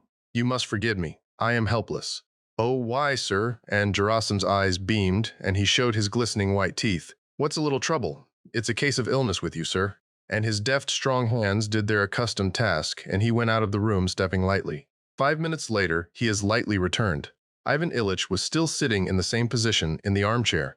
"Gerasim," he said when the latter had replaced the freshly washed utensil, "please come here and help me. It is hard for me to get up, and I have sent Dmitri away." Gerasim went up to him, grasped his master with his strong arms deftly but gently, in the same way that he stepped, lifted him, supported him with one hand, and with the other drew up his trousers and would have set him down again. But Ivan Ilyich asked to be led to the sofa. Gerasim, without an effort and without apparent pressure, led him, almost lifting him, to the sofa and placed him on it. "Thank you. How easily and well you do it all." Gerasim smiled again and turned to leave the room. But Ivan Ilyich felt his presence such a comfort that he did not want to let him go. "One thing more. Please move up that chair. No, the other one, under my feet. It is easier for me when my feet are raised." Gerasim brought the chair, set it down gently in place, and raised Ivan Ilyич's legs on it. It seemed to Ivan Ilyich that he felt better while Gerasim was holding up his legs. "It's better when my legs are higher," he said. "Place that cushion under them." Gerasim did so. He again lifted the legs and placed them, and again Ivan Ilyich felt better while Gerasim held his legs. When he set them down, Ivan Ilyich fancied he felt worse. "Gerasim," he said, "are you busy now?" "Not at all, sir," said Gerasim, who had learnt from the townsfolk how to speak to gentlefolk. "What have you still to do? What have I to do? I've done everything except chopping the logs for tomorrow." "Then hold my legs up a bit higher, can you?" "Of course I can." "Why not?" And Gerasim raised his master's legs higher, and Ivan Ilyich thought that in that position he did not feel any pain at all. "And how about the logs?" "Don't trouble about that, sir. There's plenty of time." Ivan Ilyich told Gerasim to sit down and hold his legs, and began to talk to him. And strange to say, it seemed to him that he felt better while Gerasim held his legs up. After that, Ivan Ilyich would sometimes call Gerasim and get him to hold his legs on his shoulders, and he liked talking to him. Gerasim did it all easily, willingly, simply, and with a good nature that touched Ivan Ilyich. Health, strength, and vitality in other people were offensive to him, but Gerasim's strength and vitality did not mortify but soothed him. What tormented Ivan Ilyich most was the deception, the lie, which for some reason they all accepted, that he was not dying but was simply ill, and that he only need keep quiet and undergo a treatment and then something very good would result. He, however, knew that do what they would, nothing would come of it, only still more agonizing suffering and death. This deception tortured him. They're not wishing to admit what they all knew and what he knew, but wanting to lie to him concerning his terrible condition, and wishing and forcing him to participate in that lie. Those lies enacted over him on the eve of his death, and destined to degrade this awful, solemn act to the level of their visitings, their curtains, their sturgeon for dinner, were a terrible agony for Ivan Ilyich. And strangely enough, many times when they were going through their antics over him, he had been within a hairbreadth of calling out to them, "Stop lying, you know and I know that I am dying. Then at least stop lying about it." But he had never had the spirit to do it. The awful, terrible act of his dying was, he could see, reduced by those about him to the level of a casual, unpleasant, and almost indecorous incident, as if someone entered a drawing room diffusing an unpleasant odor, and this was done by that very decorum which he had served all his life long. He saw that no one felt for him, because no one even wished to grasp his position. Only Gerasim recognized it and pitied him, and so Ivan Ilyich felt at ease only with him. He felt comforted when Gerasim supported his legs, sometimes all night long, and refused to go to bed, saying, "Don't you worry, Ivan Ilyich. I'll get sleep enough later on." Or when he suddenly became familiar and exclaimed, "If you weren't sick, it would be another matter, but as it is, why should I grudge a little trouble?" Gerasim alone did not lie. Everything showed that he alone understood the facts of the case and did not consider it necessary to disguise them, but simply felt sorry for his emaciated and enfeebled master. Once when Ivan Ilyich was sending him away, he even said straight out, "We shall all of us die, so why should I grudge a little trouble?" Topic subject, expressing the fact that he did not think his work burdensome, because he was doing it for a dying man and hoped someone would do the same for him when his time came. Apart from this lying, or because of it, what most tormented Ivan Ilyich was that no one pitied him as he wished to be pitied. At certain moments after prolonged suffering, he wished most of all, though he would have been ashamed to confess it, for someone to pity him as a sick child is pitied. Ivan Ilyich wanted to weep, wanted to be petted and cried over, and then his colleague Shebek would come, and instead of weeping and being petted, Ivan Ilyich would assume a serious, severe, and profound air, and by force of habit, would express his opinion on a decision of the Court of Cassation and would stubbornly insist on that view. This falsity around him and within him did more than anything else to poison his last days. Chapter 8. It was morning. He knew it was morning because Gerasim had gone, and Peter the footman had come and put out the candles, drawn back one of the curtains, and begun quietly to tidy up. Whether it was morning or evening, Friday or Sunday, made no difference. It was all just the same. The gnawing, unmitigated, agonizing pain, never ceasing for an instant, the consciousness of life, inexorably waning but not yet extinguished, the approach of that ever-dreaded and hateful death, which was the only reality and always the same falsity. What were days, weeks, hours in such a case? "Will you have some tea, sir?" He wants things to be regular and wishes the gentlefolk to drink tea in the morning, thought Ivan Ilyich, and only said, "No." "Wouldn't you like to move on to the sofa, sir?" He wants to tidy up the room, and I'm in the way. I am uncleanliness and disorder, he thought, and said only, "No, leave me alone." The man went on bustling about. Ivan Ilyich stretched out his hand. Peter came up, ready to help. "What is it, sir?" "My watch." Peter took the watch, which was close at hand, and gave it to his master. 8:30. Are they up?" "No, sir, except Vladimir Ivanovitch, who has gone to school. Praskovia Fedorovna ordered me to wake her if you asked for her. Shall I do so?" "No, there's no need to." "Perhaps I'd better have some tea," he thought, and added aloud, "Yes, bring me some tea." Peter went to the door, but Ivan Ilyich dreaded being left alone. "How can I keep him here?" "Oh yes, my medicine." "Peter, give me my medicine." "Why not? Perhaps it may still do some good." He took a spoonful and swallowed it. "No, it won't help. It's all tomfoolery, all deception," he decided as soon as he became aware of the familiar, sickly, hopeless taste. "No, I can't believe in it any longer. But the pain, why this pain, if it would only cease just for a moment?" And he moaned. Peter turned towards him. "It's all right. Go and fetch me some tea." Peter went out. Left alone, Ivan Ilyich groaned not so much with pain, terrible though that was, as from mental anguish. Always and forever the same, always these endless days and nights. If only it would come quicker. If only what would come quicker? Death? Darkness? No, no, anything rather than death. When Peter returned with the tea on a tray, Ivan Ilyich stared at him for a time in perplexity, not realizing who and what he was. Peter was disconcerted by that look, and his embarrassment brought Ivan Ilyich to himself. "Oh, tea. All right, put it down. Only help me to wash and put on a clean shirt." And Ivan Ilyich began to wash. With pauses for rest, he washed his hands and then his face, cleaned his teeth, brushed his hair, looked in the glass. He was terrified by what he saw, especially by the limp way in which his hair clung to his pallid forehead. While his shirt was being changed, he knew that he would be still more frightened at the sight of his body, so he avoided looking at it. Finally, he was ready. He drew on a dressing gown, wrapped himself in a plaid, and sat down in the armchair to take his tea.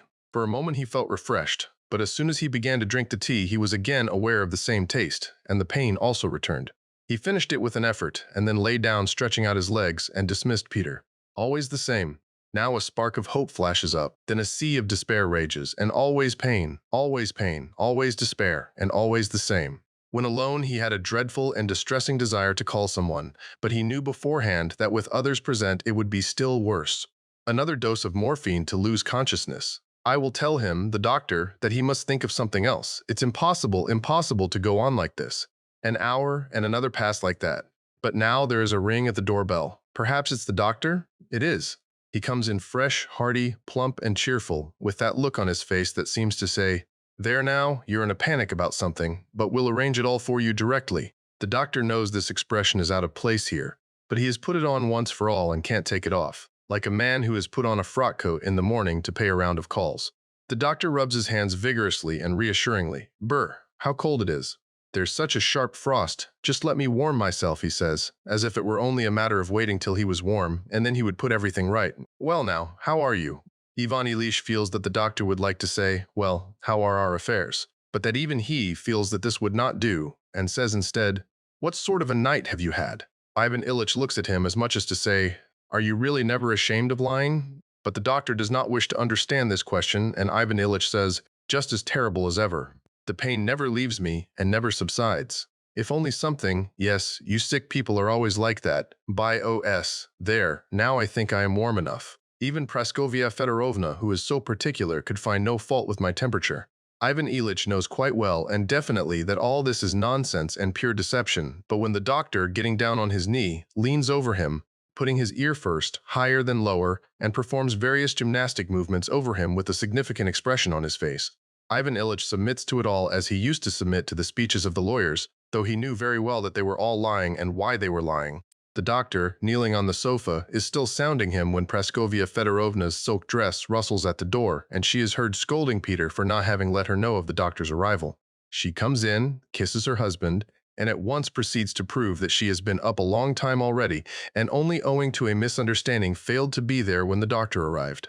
Ivan Ilyich looks at her, scans her all over, sets against her the whiteness and plumpness and cleanness of her hands and neck, the gloss of her hair, and the sparkle of her vivacious eyes.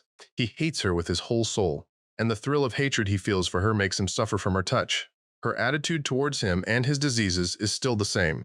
Just as the doctor had adopted a certain relation to his patient which he could not abandon, so had she formed one towards him, that he was not doing something he ought to do and was himself to blame, and that she reproached him lovingly for this, and she could not now change that attitude.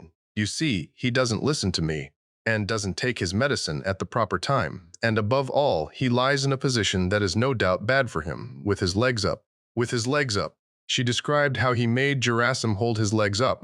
The doctor smiled with a contemptuous affability that said, "What's to be done? These sick people do have foolish fancies of that kind, but we must forgive them." When the examination was over, the doctor looked at his watch, and then Praskovia Fedorovna announced to Ivan Ilyich that it was, of course, as he pleased, but she had sent today for a celebrated specialist who would examine him and have a consultation with Michael Danilovich. "Please don't raise any objections. I am doing this for my own sake," she said ironically, letting it be felt that she was doing it all for his sake and only said this to leave him no right to refuse. He remained silent, knitting his brows. He felt that he was surrounded and involved in a mesh of falsity that it was hard to unravel anything. Again the sounding began, and the significant conversations in his presence and in another room, about the kidneys and the appendix and the questions and answers, with such an air of importance that again, instead of the real question of life and death which now alone confronted him, the question arose of the kidney and appendix, which were not behaving as they ought to, and would now be attached by Michael Danilovich and the specialist, and forced to amend their ways.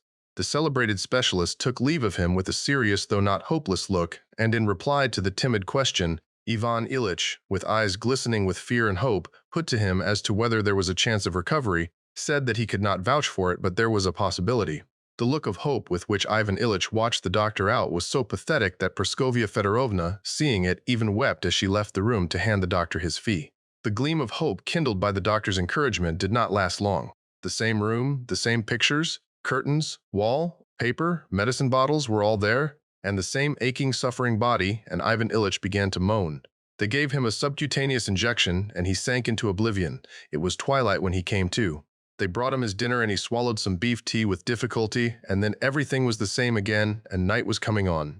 After dinner, at 7 o'clock, Praskovia Fedorovna came into the room in evening dress, her full bosom pushed up by her corset, and with traces of powder on her face. She had reminded him in the morning that they were going to the theater.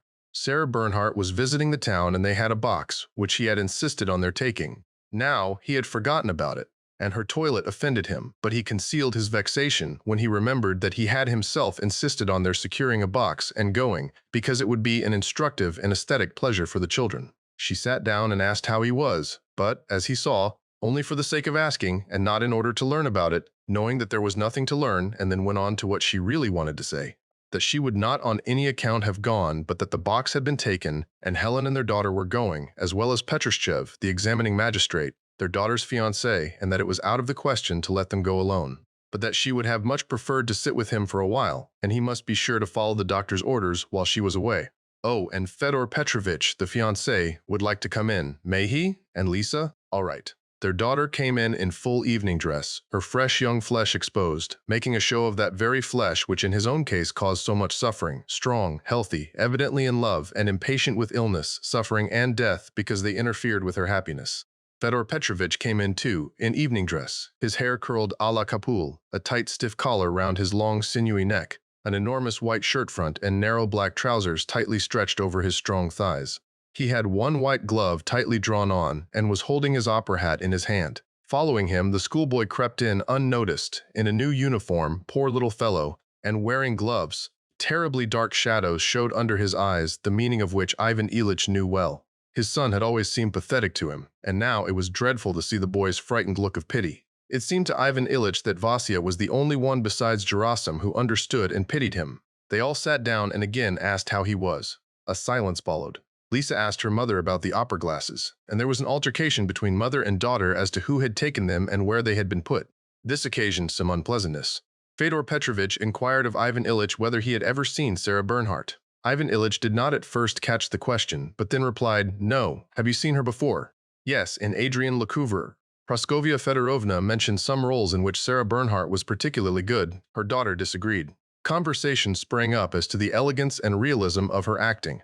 The sort of conversation that is always repeated and is always the same. In the midst of the conversation, Fedor Petrovitch glanced at Ivan Ilyich and became silent. The others also looked at him and grew silent. Ivan Ilyich was staring with glittering eyes straight before him, evidently indignant with them. This had to be rectified, but it was impossible to do so. The silence had to be broken, but for a time no one dared to break it, and they all became afraid that the conventional deception would suddenly become obvious and the truth become plain to all. Lisa was the first to pluck up courage and break that silence, but by trying to hide what everybody was feeling, she betrayed it. "Well, if we are going, it's time to start," she said, looking at her watch, a present from her father, and with a faint and significant smile at Fedor Petrovitch relating to something known only to them. She got up with a rustle of her dress. They all rose, said good night, and went away. When they had gone, it seemed to Ivan Ilyich that he felt better. The falsity had gone with them, but the pain remained. That same pain and that same fear that made everything monotonously alike, nothing harder and nothing easier. Everything was worse. Again, minute followed minute, and hour followed hour. Everything remained the same, and there was no cessation, and the inevitable end of it all became more and more terrible. "Yes, send Gerasim here," he replied to a question Peter asked. Chapter 9. His wife returned late at night. She came in on tiptoe, but he heard her, opened his eyes, and made haste to close them again. She wished to send Gerasim away and to sit with him herself, but he opened his eyes and said, "No, go away. Are you in great pain? Take some opium." He agreed and took some. She went away. Till about 3 in the morning he was in a state of stupefied misery. It seemed to him that he and his pain were being thrust into a narrow, deep, black sack. But though they were pushed further and further in, they could not be pushed to the bottom. And this, terrible enough in itself, was accompanied by suffering. He was frightened, yet wanted to fall through the sack. He struggled, but yet cooperated. And suddenly he broke through, fell, and regained consciousness. Gerasim was sitting at the foot of the bed, dozing quietly and patiently, while he himself lay with his emaciated stockinged legs resting on Gerasim's shoulders. The same shaded candle was there, and the same unceasing pain. "Go away, Gerasim," he whispered. "No, go away." He removed his legs from Gerasim's shoulders, turned sideways onto his arm, and felt sorry for himself. He only waited till Gerasim had gone into the next room and then restrained himself no longer but wept like a child. He wept on account of his helplessness, his terrible loneliness, the cruelty of man, the cruelty of God, and the absence of God. "Why hast thou done all this? Why hast thou brought me here? Why dost thou torment me so terribly?" He did not expect an answer, and yet wept because there was no answer and could be none. The pain again grew more acute, but he did not stir and did not call. He said to himself, "Go on, strike me, but what is it for? What have I done to thee? What is it for?" Then he grew quiet and not only ceased weeping, but even held his breath and became all attention. It was as though he were listening not to an audible voice, but to the voice of his soul, to the current of thoughts arising within him. "What is it you want?" was the first clear conception capable of expression in words that he heard. "What do you want? What do you want?" he repeated to himself. "What do I want? To live and not to suffer," he answered. And again he listened with such concentrated attention that even his pain did not distract him. "To live? How?" asked his inner voice. "Why, to live as I used to, well and pleasantly." "As you lived before, well and pleasantly?" the voice repeated, and in imagination he began to recall the best moments of his pleasant life. But strange to say, none of those best moments of his pleasant life now seemed at all what they had then seemed. None of them except the first recollections of childhood. There, in childhood, there had been something really pleasant with which it would be possible to live if it could return. But the child who had experienced that happiness existed no longer. It was like a reminiscence of somebody else. As soon as the period began which had produced the present Ivan Ilyich, all that had then seemed joys now melted before his sight and turned into something trivial and often nasty. And the further he departed from childhood and the nearer he came to the present, the more worthless and doubtful were the joys. This began with the school of law. A little that was really good was still found there. There was light-heartedness, friendship, and hope. But in the upper classes, there had already been fewer of such good moments. Then, during the first years of his official career, when he was in the service of the governor, some pleasant moments again occurred. They were the memories of love for a woman. Then all became confused, and there was still less of what was good. Later on again, there was still less that was good, and the further he went, the less there was. His marriage, a mere accident, then the disenchantment that followed it, his wife's bad breath and the sensuality and hypocrisy. Then that deadly official life and those preoccupations about money, a year of it, and 2, and 10, and 20, and always the same thing. And the longer it lasted, the more deadly it became. It is as if I had been going downhill while I imagined I was going up, and that is really what it was. I was going up in public opinion, but to the same extent life was ebbing away from me. And now it is all done, and there is only death. Then what does it mean? Why? It can't be that life is so senseless and horrible. But if it really has been so horrible and senseless, why must I die and die in agony? There is something wrong. Maybe I did not live as I ought to have done, it suddenly occurred to him. But how could that be, when I did everything properly, he replied, and immediately dismissed from his mind this, the sole solution of all the riddles of life and death, as something quite impossible. Then what do you want now? To live? Live as you lived in the law courts, when the usher proclaimed, "The judge is coming. The judge is coming. The judge," he repeated to himself. "Here he is, the judge. But I am not guilty," he exclaimed angrily. "What is it for?" And he ceased crying, but turning his face to the wall, continued to ponder on the same question. Why? And for what purpose is there all this horror? But, however much he pondered, he found no answer. And whenever the thought occurred to him, as it often did, that it all resulted from his not having lived as he ought to have done, he at once recalled the correctness of his whole life and dismissed so strange an idea. Chapter 10. Another fortnight passed. Ivan Ilyich now no longer left his sofa. He would not lie in bed, but lay on the sofa, facing the wall nearly all the time. He suffered ever the same unceasing agonies, and in his loneliness pondered always on the same insoluble question, what is this? From the very beginning of his illness, ever since he had first been to see the doctor, Ivan Ilych's life had been divided between two contrary and alternating moods. Now it was despair, and the expectation of this uncomprehended and terrible death, and now hope, and an intently interested observation of the functioning of his organs. Now before his eyes, there was only a kidney or an intestine that temporarily evaded its duty, and now only that incomprehensible and dreadful death from which it was impossible to escape. These two states of mind had alternated from the very beginning of his illness. But the further it progressed, the more doubtful and fantastic became the conception of the kidney, and the more real the sense of impending death. Latterly, during the loneliness in which he found himself as he lay facing the back of the sofa, a loneliness in the midst of a populous town and surrounded by numerous acquaintances and relations, but that yet could not have been more complete anywhere, either at the bottom of the sea or under the earth. During that terrible loneliness, Ivan Ilyich had lived only in memories of the past. If he thought of the stewed prunes that had been offered him that day, his mind went back to the raw, shriveled French plums of his childhood, their peculiar flavor, and the flow of saliva when he sucked their stones. And along with the memory of that taste came a whole series of memories of those days. His nurse, his brother, and their toys. No, I mustn't think of that. It is too painful, Ivan Ilyich said to himself, and brought himself back to the present, to the button on the back of the sofa and the creases in its morocco. Morocco is expensive, but it does not wear well. There had been a quarrel about it. It was a different kind of quarrel, and a different kind of morocco. That time when we tore father's portfolio and were punished, and mama brought us some tarts. And again his thoughts dwelt on his childhood, and again it was painful, and he tried to banish them and fix his mind on something else.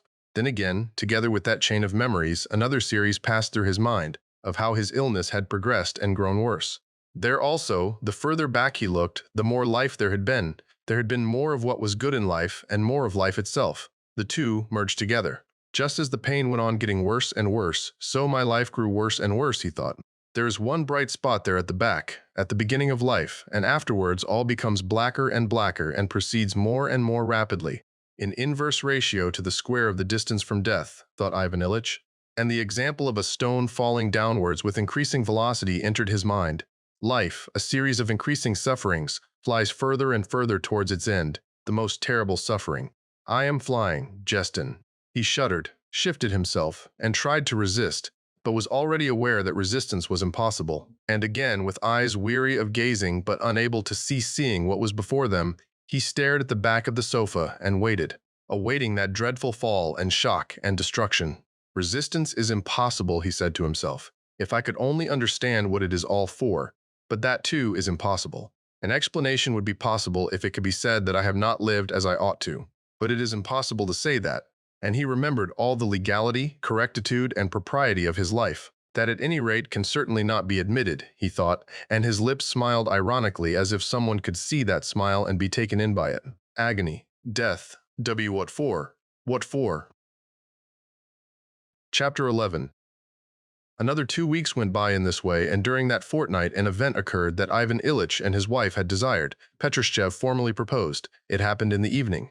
The next day, Praskovia Fedorovna came into her husband's room considering how best to inform him of it. But that very night there had been a fresh change for the worse in his condition. She found him still lying on the sofa, but in a different position. He lay on his back, groaning and staring fixedly straight in front of him. She began to remind him of his medicines, but he turned his eyes towards her with such a look that she did not finish what she was saying. So great an animosity to her in particular did that look express. "For Christ's sake, let me die in peace," he said. She would have gone away, but just then their daughter came in and went up to say good morning. He looked at her as he had done at his wife, and in reply to her inquiry about his health, said dryly that he would soon free them all of himself. They were both silent, and after sitting with him for a while, went away. "Is it our fault?" Lisa said to her mother. "It's as if we were to blame. I am sorry for Papa, but why should we be tortured?" The doctor came at his usual time. Ivan Ilyich answered, yes and no, never taking his angry eyes from him, and at last said, "You know you can do nothing for me, so leave me alone. We can ease your sufferings. You can't even do that. Let me be." The doctor went into the drawing room and told Praskovia Fedorovna that the case was very serious and that the only resource left was opium to allay her husband's sufferings, which must be terrible. It was true, as the doctor said, that Ivan Ilyич's physical sufferings were terrible, but worse than the physical sufferings were his mental sufferings, which were his chief torture. His mental sufferings were due to the fact that that night, as he looked at Gerasim's sleepy, good-natured face with its prominent cheekbones, the question suddenly occurred to him, what if my whole life has been wrong? It occurred to him that what had appeared perfectly impossible before, namely, that he had not spent his life as he should have done, might after all be true. It occurred to him that his scarcely perceptible attempts to struggle against what was considered good by the most highly placed people, those scarcely noticeable impulses which he had immediately suppressed, might have been the real thing, and all the rest, false. And his professional duties, and the whole arrangement of his life and of his family, and all his social and official interests, might all have been false. He tried to defend all those things to himself and suddenly felt the weakness of what he was defending. There was nothing to defend. But if that is so, he said to himself, and I am leaving this life with the consciousness that I have lost all that was given me, and it is impossible to rectify it. What then? What then? He lay on his back and began to pass his life in review in quite a new way. In the morning, when he saw first his footman, then his wife, then his daughter, and then the doctor, their every word and movement confirmed to him the awful truth that had been revealed to him during the night. In them he saw himself all that for which he had lived, and saw clearly that it was not real at all, but a terrible and huge deception which had hidden both life and death. This consciousness intensified his physical suffering tenfold. He groaned and tossed about and pulled at his clothing, which choked and stifled him, and he hated them on that account. He was given a large dose of opium and became unconscious, but at noon his sufferings began again. He drove everybody away and tossed from side to side. His wife came to him and said, "Jean, my dear, do this for me. It can't do any harm and often helps. Healthy people often do it." He opened his eyes wide. "What? Take communion? Why? It's unnecessary. However," she began to cry. "Yes, do, my dear. I'll send for our priest. He is such a nice man." "All right. Very well," he muttered. When the priest came and heard his confession, Ivan Ilyich was softened and seemed to feel a relief from his doubts and consequently from his sufferings, and for a moment there came a ray of hope. He again began to think of the vermiform appendix and the possibility of correcting it. He received the sacrament with tears in his eyes. When they laid him down again afterwards, he felt a moment's ease, and the hope that he might live awoke in him again. He began to think of the operation that had been suggested to him. "To live! I want to live," he said to himself. His wife came in to congratulate him after his communion, and when uttering the usual conventional words, she added, "You feel better, don't you?" Without looking at her, he said, "Yes." Her dress, her figure, the expression of her face, the tone of her voice, all revealed the same thing. This is wrong. It is not as it should be. All you have lived for and still live for is falsehood and deception, hiding life and death from you. And as soon as he admitted that thought, his hatred and his agonizing physical suffering again sprang up, and with that suffering, a consciousness of the unavoidable approaching end. And to this was added a new sensation of grinding, shooting pain and a feeling of suffocation. The expression of his face when he uttered that "yes" was dreadful. Having uttered it, he looked her straight in the eyes, turned on his face with a rapidity extraordinary in his weak state, and shouted, "Go away! Go away and leave me alone!" Chapter 12. From that moment the screaming began that continued for 3 days, and was so terrible that one could not hear it through 2 closed doors without horror. At the moment he answered his wife, he realized that he was lost, that there was no return, that the end had come, the very end, and his doubts were still unsolved and remained doubts. "Oh, oh, oh, oh," he cried in various intonations. He had begun by screaming, "I won't," and continued screaming on the letter O for 3 whole days, during which time did not exist for him. He struggled in that black sack into which he was being thrust by an invisible, resistless force.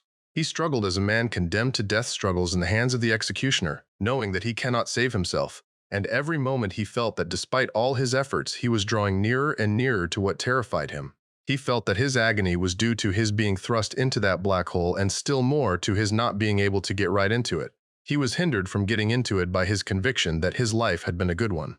That very justification of his life held him fast and prevented his moving forward, and it caused him most torment of all. Suddenly, some force struck him in the chest and side, making it still harder to breathe, and he fell through the hole, and there at the bottom was a light.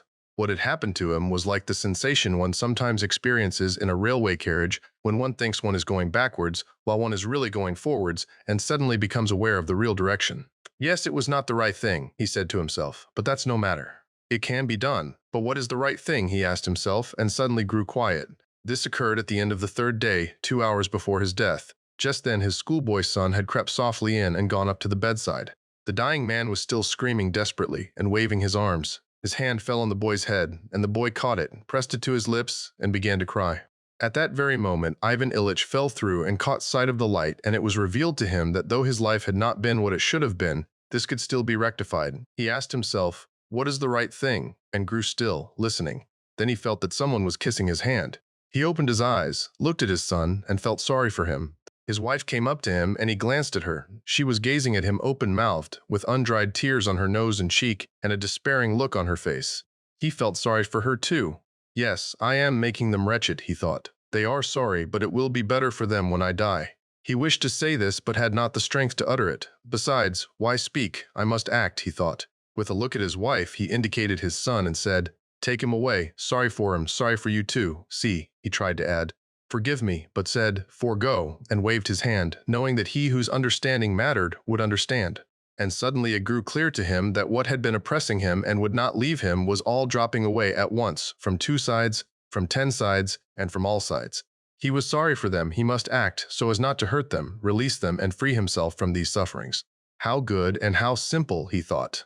And the pain, he asked himself, what has become of it? Where are you, pain? He turned his attention to it. Yes, here it is. Well, what of it? Let the pain be. And death, where is it? He sought his former accustomed fear of death and did not find it. Where is it? What death? There was no fear because there was no death. In place of death, there was light. So that's what it is, he suddenly exclaimed aloud. What joy! To him, all this happened in a single instant, and the meaning of that instant did not change. For those present, his agony continued for another 2 hours. Something rattled in his throat, his emaciated body twitched, then the gasping and rattle became less and less frequent. "It is finished," said someone near him. He heard these words and repeated them in his soul. "Death is finished," he said to himself. "It is no more." He drew in a breath, stopped in the midst of a sigh, stretched out, and died.